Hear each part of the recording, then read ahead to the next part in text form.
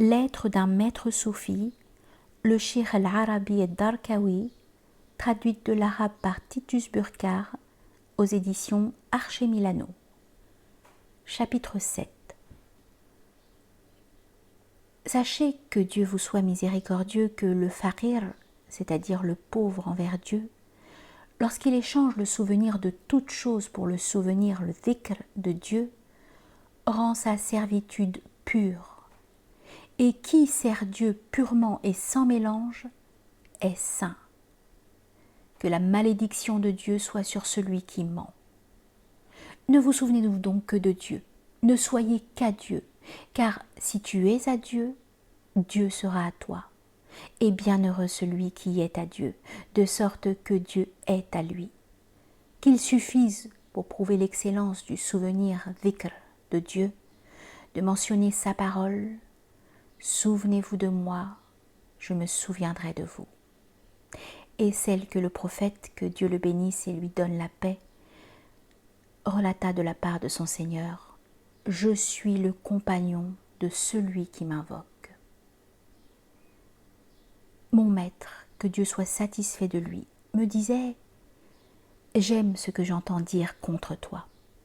Pareillement, l'Arabi ad-Darkawi aime ce qu'il entend dire contre vous, de ce que tue votre égoïsme et vivifie vos cœurs, non pas du contraire certes, car il ne s'occupe de ce qui vivifie l'ego, nefs, et tue le cœur que le négligent, l'ignorant, celui dont l'intelligence est ternie et la conscience obscurcie.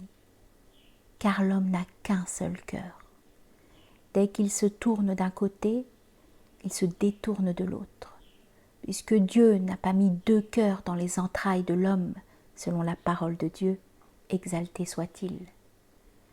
Dans le même sens, le vénérable maître Ibn Ataillah, que Dieu soit satisfait de lui, a dit « Se tourner vers Dieu, c'est se détourner de la créature. Et se tourner vers la créature, c'est se détourner de Dieu. » L'un de nos frères me dit « Je ne suis rien ». Je lui répondis « Ne dis pas « je ne suis rien » et ne dis pas non plus « je suis quelque chose ». Ne dis pas « il me faut telle chose » ni « il ne me faut aucune chose », mais dis « Allah » et tu verras merveille. Un autre me dit « Comment guérir l'âme, al-nafs ?» Je lui répondis « Oublie-la et n'y pense guère, car ne se souvient pas de Dieu qui n'oublie pas son âme, ou qui ne s'oublie pas lui-même. Vous ne pouvez donc pas concevoir que c'est l'existence du monde qui nous fait oublier notre Seigneur. Ce qui nous le fait oublier, c'est l'existence de nous-mêmes, de notre ego.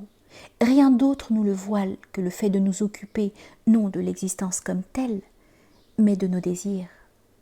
Si nous pouvions oublier notre propre existence, nous trouverions celui qui est l'origine de toute existence, et nous verrions en même temps que nous n'existons pas du tout. Comment pouvez-vous concevoir que l'homme puisse perdre la conscience du monde sans perdre celle de son ego? Cela ne se produira jamais.